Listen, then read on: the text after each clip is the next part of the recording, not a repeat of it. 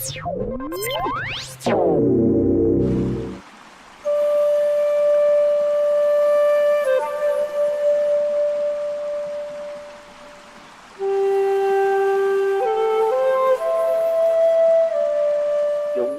first brought you to Twitter? I mean, how did you even hear about it in the first place?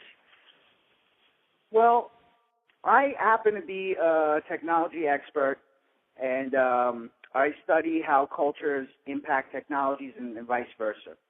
And I happen to believe that Twitter is the most powerful of all the social networks for a majority of reasons. Okay? I agree. It is the only social network that I am a part of because I see it as a tool, and it's a tool for me to do different things at different times. If you need to share your feelings, you share your feelings.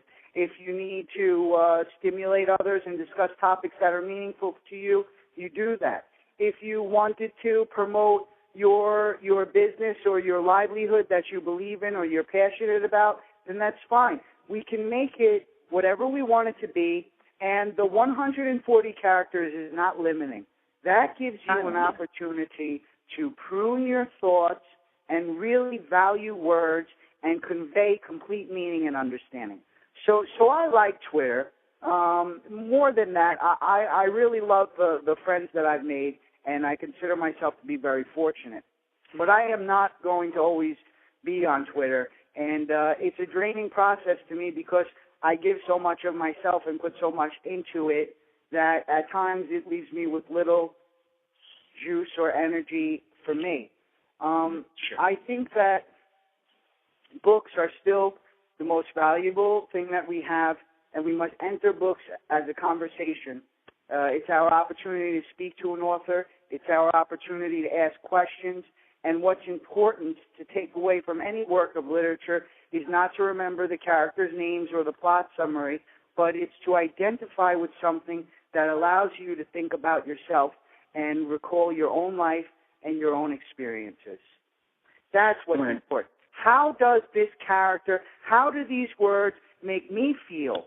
Why am I thinking what I am thinking at this particular time, and what can I take away from this?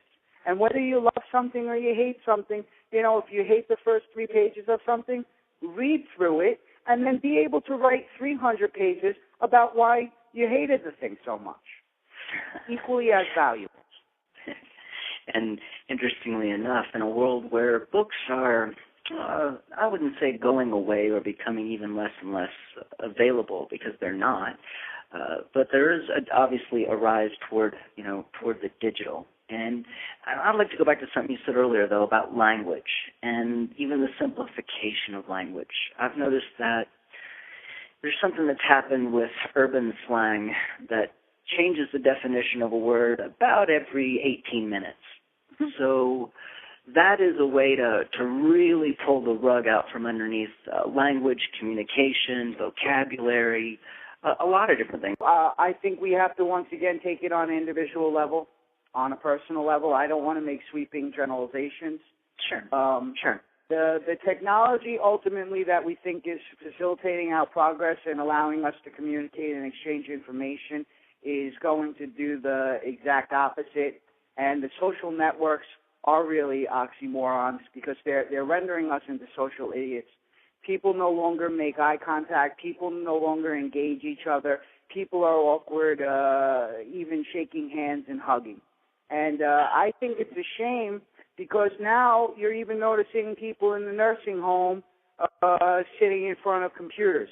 And we are pack animals. We are, we are. See, that's the truth, is we are animals. No, but we're forgetting this.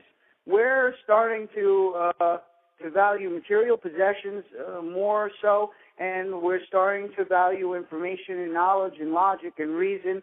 But what we need to do is we really need to become nurturers again, develop more feminine qualities, perhaps, for lack of a better term.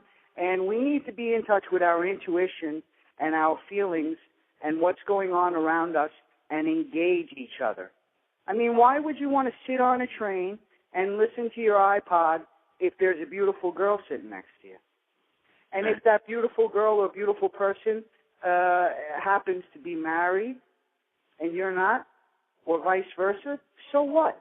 Can people no longer talk anymore? Is there something wrong with communicating face to face, eye to eye? And I don't like what's happening with all of this technology. I don't like how people are at restaurants texting or on Facebook. Sitting across from each other. But I had an idea, and I bet you that it would be, a few $1 million. If anybody wants to do it, let me know. We're going to open up a bar with a whole bunch of computers, and every computer is going to be on Facebook. And you go to the bar with your friends and get some beers, and you could talk to them on Facebook while you're all in the same bar. That's what we see happening. I don't care if it's anywhere, restaurants, just out and about. You see people 4 or 5 people sitting at the same table, and not only talking. Well, they're occasionally talking to each other in life, but mostly through their phones, sitting across from each other, and sharing whatever videos or whatever they're watching. But you see it more and more where people are plugged in to some kind of a system.